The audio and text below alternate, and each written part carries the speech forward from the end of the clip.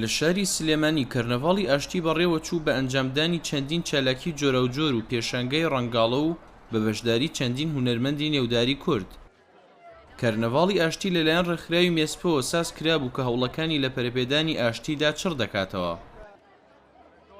سەرەتای کەرنەڤاڵەکە بە چەندین پێشانگەی کاری دەست و وێنە و تابلۆ بەڕێوە چوو کە هەمووی بەرهەمی دەستی کچان و کوڕانی شاری سلێمانی بوون.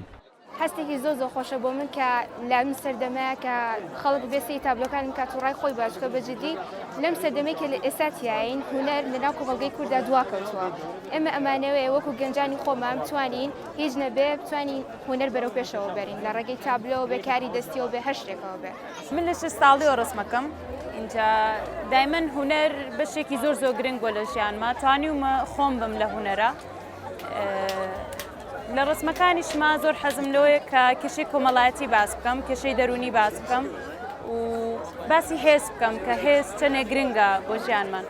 اینجا ئەمڕۆ حەزم کرد بەشدار بم لە بەرەوەی ئەم کەرنەڤاڵە بۆ ئاشتیە.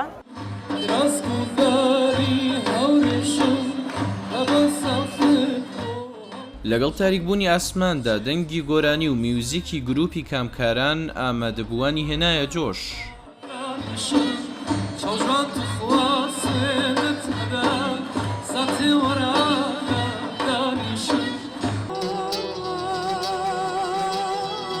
لە بەشێکی تری کەرنەڤاڵەکەدا خانمە هونەرمەندی نێوداری کورد هانی گۆرانیەکی پێشکەش بە ئامادەبووان کرد.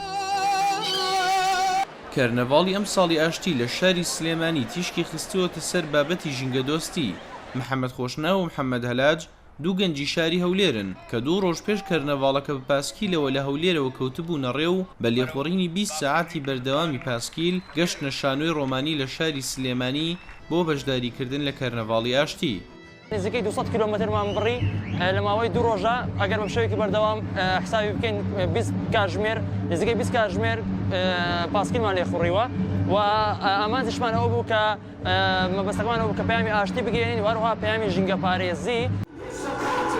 لە بەشێکی تری کەرنەڤاڵی ئاشتیدا نمایشێکی جلی خانمان بەڕێوە چوو کە دیزایانی جلەکان لەلایەن گەنجێکی کوردەوە کێشرابوون و ئامادەکرابوون. کەرنەڤاڵی ئاشتی چالەکیەکی ساڵانەیە کە ڕێکخراوی مێسپۆ بەڕێوەی دەبات بە مەبەستی پەرەپێدانی ئاشتی و هۆشیارکردنەوەی خەڵک لە گرنگی پێکەوە ژیان و خۆشەویستی.